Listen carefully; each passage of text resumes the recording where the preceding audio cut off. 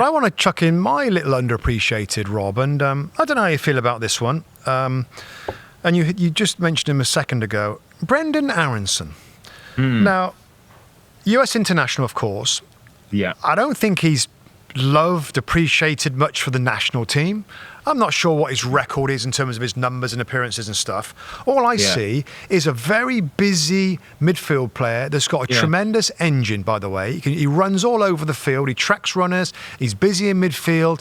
Not the strongest player, Rob, and I'm not saying he couldn't improve his strength and presence in midfield. But I see a guy that took his goal really well. He's got good pace. I hear a lot about Tyler Adams and Christian Pulisic and who's the guy?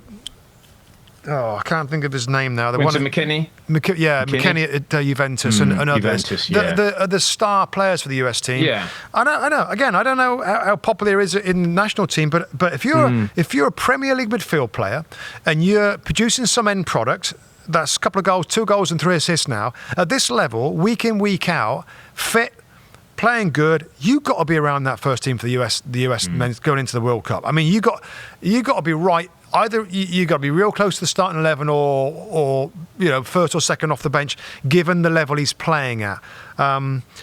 What do you think to Brenden Aaronson, Rob? Because I've watched him very closely this season coming back into the Premier League. I quite like it. I've wrote down an American version of Anthony Gordon when he was, that kind of young, kind of energetic, got a little bit of got ability to get himself goals, get himself productivity. I think Rob, I watched him last week, and his work off the ball's as important as his work on the ball. I think he's a responsible footballer.